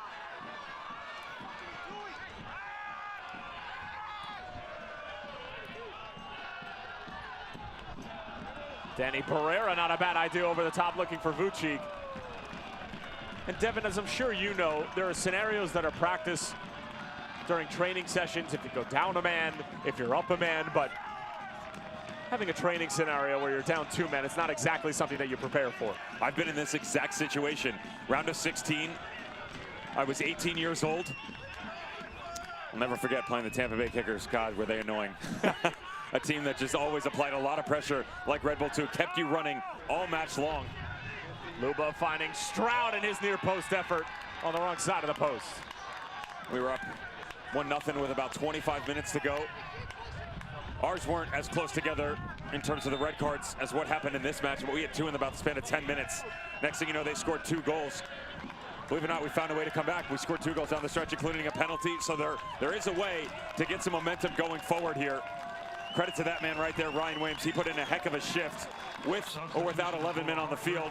His manager will be appreciative, but they're still looking for a way to get back into this. It can be done. You just have to understand that this not only comes down to the physical attributes and how tired your legs are, but the mental tenacity it takes. We're just sitting and defending over and over and over again, and then getting an opportunity to explode going forward. That's when you are truly put to the test. Fans, today's official attendance is 4,262. Luba along the byline. Stroud, Dewey off of his line, loose in front, and it's a third for New York Red Bulls too. Clean movement from the side that's up 2 men. Now lead by 2 goals, Vincent Bezecourt. A sliding effort at the far post.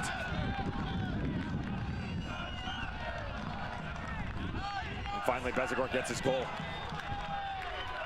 Had the penalty earlier, the free kick just before first half, beautifully saved by the goalkeeper.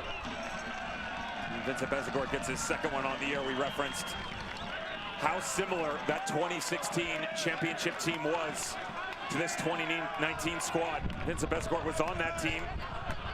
2016 USL champion. Scored by number 88. And you just wonder, when the stars start to align, is this another year where John Wolinek's boys have the ability to make a run? We talked about the road record, that's been better.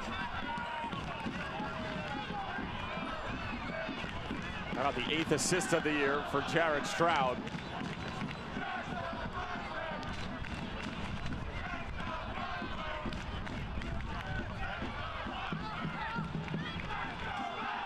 Duncan in for Stroud.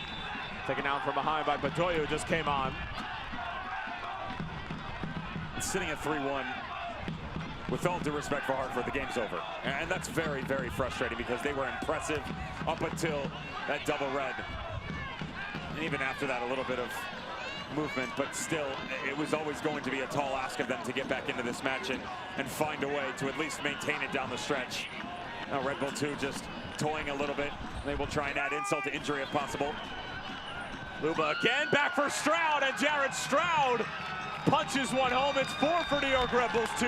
It's a 10th on this season for the New Jersey native and Colgate product. And Red Bulls 2 finally just starting to run away with it. More importantly here, we said that they were going to continue to go after it. When we asked John Wolenek, said, John, you've had some really good results. Offenses look good, defenses look good. For you, where do you need to get better? He said, we need to find a way to finish more consistently against teams that want to give us the ball and want to sit in a deep block. And that's exactly what's happened here for Hartford Athletic. Yeah, I get it. It's circumstantial. But they've gone down to 9 men. They packed themselves in, hoping to try and escape from here. He felt like the first time they were really able to do that was the first goal in that recent victory against St. Louis. They've now gotten 2 in the span of a matter of minutes, putting themselves up by 3. And we're going to have 2 substitutions for John Wolenek. New York goal. As it looks like it's going to be Labella and Esposito coming on. Assistant number 66. So on comes Bryce LaBelle. Lima will step off. Lemma, pardon me.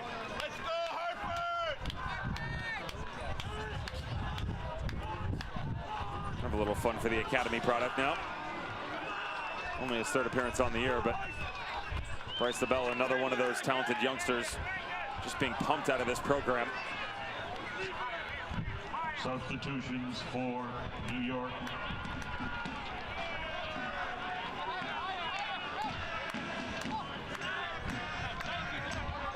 Sal Esposito waiting to come on. Youngster came up through the likes of Manhattan Kickers before moving to Italy. Luba, first-time effort, saved in front by Dewey. He really has been sensational tonight, despite the scoreline. Notice the past 2 goals and that buildup as well. They are identical. Ball down into the channel, quick ball back across. It's the little tight movements that you practice on the training ground that are now matriculating into this performance. And everybody's going to say, yeah, well, they're down to 9 men. I promise you, it is just as difficult when there's 8 bodies in or around the 18 and you're knocking the ball back and forth to finish things off. The only difference is here is the legs are just a bit more tired.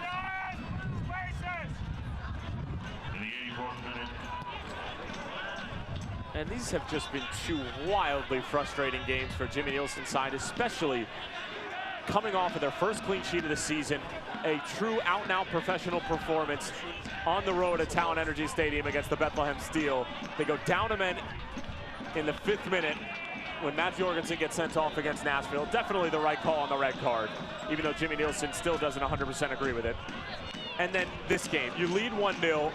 Challenge from behind by Alex Davey. Okay, penalty, no worries, but to have 2 players sent off and then to eventually go on to lose this game by multiple goals, it's just got to be an incredibly demeaning and just frustrating couple of results. As Labella lets one fly straight into Nicky Downs, who caught the brunt of it.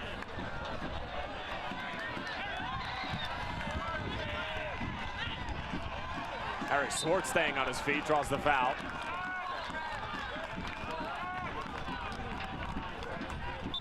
And mentally defeating is putting it kind. How about guy who just stepped up, Chris Lemma, talked about the opportunities of what would be for him going forward, how he might be the next one up in this match. He actually moved up to 3rd all-time on Red Bull 2's minutes list. Dan Metzger sitting at 1. Jordan Scarlett, current center back, sitting at 2, so he's in pretty good company. Just continue on his professional progression, and to that man right there, a lot of opportunities in the first half. The missed penalty, still found his way to make his mark.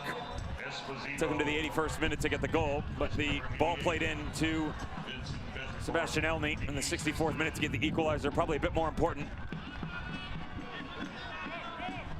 And Esposito comes on. He was actually part of that wild affair for New York Rebels U23 in the US Open Cup against FC Motown, if you remember, all the way back to the first round of the 106th edition of Lamar Hunt US Open Cup. What was that, about a 6 or 7 goal affair? I thought it was the 10-10 game. No, not that one.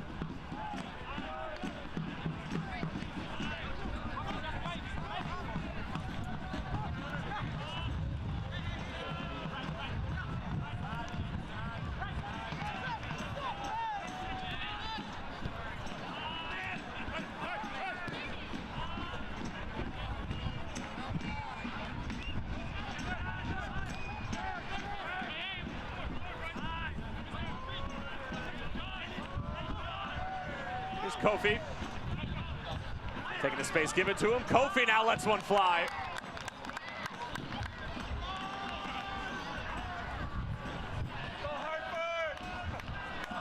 But Kofi pulled up a little bit lame taking that shot. He's going, oh wow, you could read his lips. Does not like how his body reacted to that follow through. That's something I'm sure you're all too familiar with. Because as soon as you strike that ball and just the whole thing just tightens up. Fortunately enough, they're up by 2 men, but they're out of subs. You could pull one off here. Still call it a comeback. That's just mean.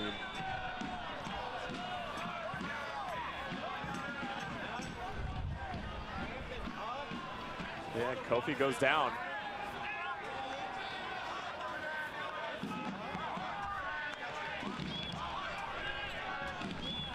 He was tugging at that outside leg. He's still going for it. Trainer's going to be working on him.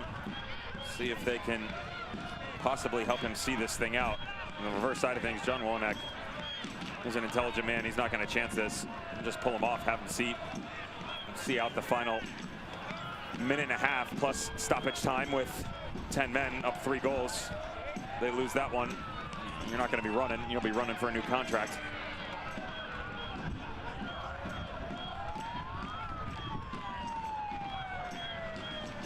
This will be an interesting stretch for New York Rebels 2 in the final part of this 2019 campaign demo. We already talked about how New York Red Bulls, too, historically, with the exception of 2016, have struggled on the road. The majority of their games are going to be away from Montclair State University Soccer Park. And if they're going to try to emulate what happened in 2016, at least from a regular season standpoint, that 2016 team that featured the likes of Aaron Long and Tyler Adams, they won their last 9 out of 10, went on a 10-match unbeaten streak, and then cruised to a USL Cup championship. I promise you this, that's not happening this year. 3 out of 12, 75% are going to be on the road. Only 3 home games, and you're going to have to do it against some really tough opponents. Let's just take a look at the road games. On the road at Nashville, at Indy 11. They'll go to West Community Stadium, formerly Toyota, for St. Louis FC. Go to Slugger Field against the back-to-back reigning champions in Lou City. Dave Sarakin's boys are in on that mix. I mean, you're talking about some really tough venues that you're going to have to play out at. They'll finish off at Secker Field on October 19th. And the way that they're playing, you just wonder if they can maintain the momentum down this stretch, especially when that separation, as we mentioned, is starting to occur towards the top of the Eastern Conference. You kind of see the cream rising to the top. Tampa Bay Rowdies have been pretty consistent. Red Bull 2, a lot of talking points.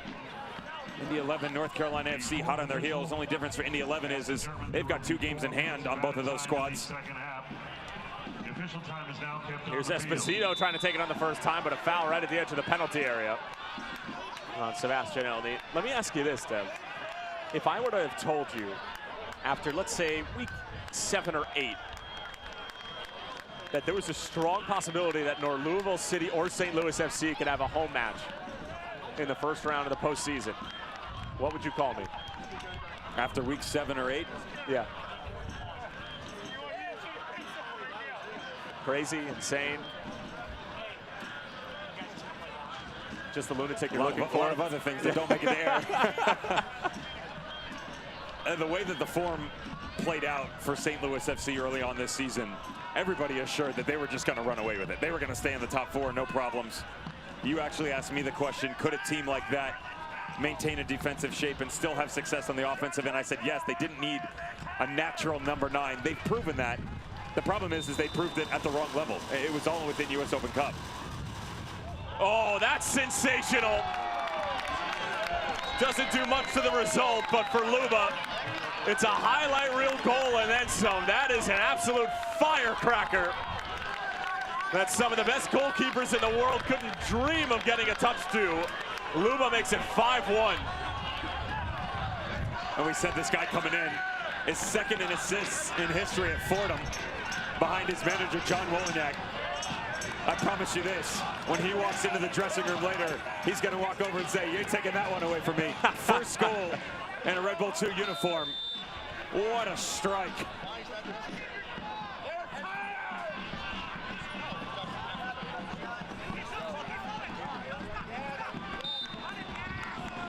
New York goal scored by number 66, Janos Luba. Dillon Stadium has already seen some really incredible goals. Think about Mats Jorgensen's strike twice. No other goal in any sort of fashion could be scored, and that would do it for me right there. Which one did you like better? Is one from open play or the one against Pittsburgh? I like the one in open play. Yeah. Just because of the distance that it was, and to hit it that true from so far out, when there's bodies in front of you, the goalkeeper can adjust. The degree of difficulty for me is much higher. The free kick's still brilliant, but just to have the great first touch and then follow it up with something as spectacular as the strike he put on that ball. I mean, that was a serious move from distance. Swartz in for Vucci. Looking for an option, but I'm sure realizing about halfway through turn number 2 and 3 that, oh, that's right, we're down 2 men. Vucci trying to snap one on frame from about 17 yards out. We talked about Red Bull 2 and what they were going to have to endure. Hartford Athletic will be on the other end of that talking point, where they've got a boatload of matches at home coming down the stretch. 6 more to be exact out of the remaining 9. And they've got an opportunity to pick up some points. Atlanta United 2, A team that has not gotten back on track. It'll be on the road against St. Louis FC. Loudon can be thrown into there. Swope Park Rangers, Birmingham. Teams below the playoff line. Points to be had. Well, points to be had for New York Rebels too, and they officially move into first place in the Eastern Conference after a wildly entertaining and bizarre affair at Dillon Stadium. Hartford Athletic led 1-0 after the halftime break, and then Davey and Raymond Lee would get sent off in the 53rd minute. New York Rebels 2 would score 5 unanswered goals as they had a 2-man advantage for the rest of the affair. And New York Rebels 2 come away with a 5-1 decision. Sebastian Dalgard is your Cigna man of the match, who had a spectacular individual effort to get the scoring started back in the first 45 minutes, but that would be probably one of the only positives to take away besides the outstanding play of Frederick Douay in goal. And here's a look at the Stanley Innovative Play of the Game. Hartford Athletic would like to thank our founding partner, Stanley Black & Decker. Stay tuned each week for the Stanley Decker Innovative Play of the Game, and here it is. It's a good strike. Jorgensen who? Trying to make his own highlight reel going. Great strike from distance by Sebastian Dalgard. That would obviously prove not enough. Referee has an impact on the match. If you're Hartford Athletic, hold your heads high. This is a really demoralizing situation, but they did very well for themselves for the better part of 65 minutes. All of that would change with the 2 red cards. 3 points for New York Rebels 2. Another frustrating loss for Hartford Athletic. Now back-to-back New York Rebels 2 make it 8 unbeaten. We'll be back in a moment to put a bow on it.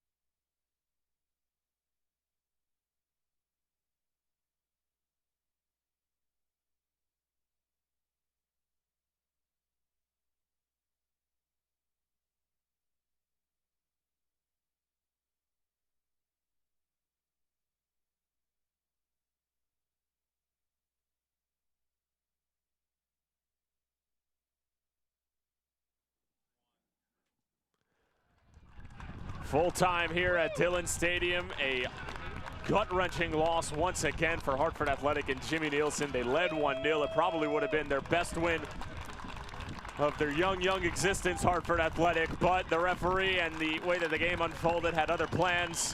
Finishes 5-1 to New York Rebels 2, who certainly took advantage of their man advantage, 2-man advantage. And we'll take a look at how it all went down. Tevin, Sebastian Dalgard gets things started with an absolute missile. In order for this team to have success against a talented team like Red Bull 2, you have to sit back, withstand sustained pressure, and then find a way to transition in the other way. Great little ball by Semdevitt into the movement going forward.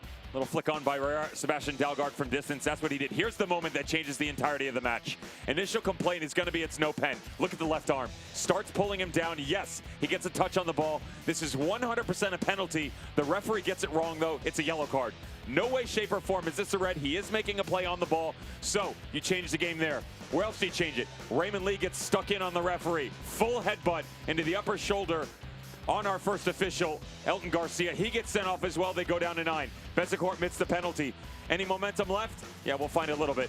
Sebastian Ali gets on the board. Great ball back across. Nice recovery by number 88 to find their striking number 9. Elney puts it in the back of the net in the 64th minute. We're not up at ones. Well, New York Rebels 2 would never look back. How about Sean Nealis rising to the occasion? Gets a goal for New York Rebels 2 when they needed to sort of just poke their heads out in front. They would never look back. We're going to play good news, bad news here. The good news is Red Bull 2 on the road get another victory. They do it with multiple goals hitting the back of the net to the tune of 5. But all 5 of those came when you had the other squad down to 10 men. For a team that has been so impressive in the final third and maintain such consistency on the defensive side of the ball, was not impressed with this team when they got into their offensive movements going forward. They are 11th. Yes, I said that, 11th in conversion rate in the USL Championship. This looked like a team that was at the bottom of the barrel, gifted a massive amount of opportunities going forward to the tune of 30-plus shots on goal. 30-plus shots. Most of them wouldn't hit the back of the net. The final few would. Lovely free kick down the stretch by Janos Luba. If they want a challenge for a title, much like that team we referenced back in 2016, they have to be more clinical when they get into their offensive shape. And Luba's 5th goal for New York Rebels 2 actually pulls them even with Phoenix Rising for most goals in the USL Championship this season. Hartford Athletic will have to lick their wounds yet again and try to bounce back. Now 2 losses in a row. New York Rebels 2 make it 3 wins in a row against some very quality teams in Tampa Bay, St. Louis, and add Hartford Athletic to the list. John Wolinek's group now 8 unbeaten, streaking in the Eastern Conference as they are now in first place. Tampa Bay Rowdies will try to keep pace against Birmingham Legion later tonight. For our entire crew, my broadcast partner Devin Kerr, Tyler Terrence saying so long for now. The final score from Dylan: New York Rebels 2-5, Hartford Athletic 1. We'll talk to you soon.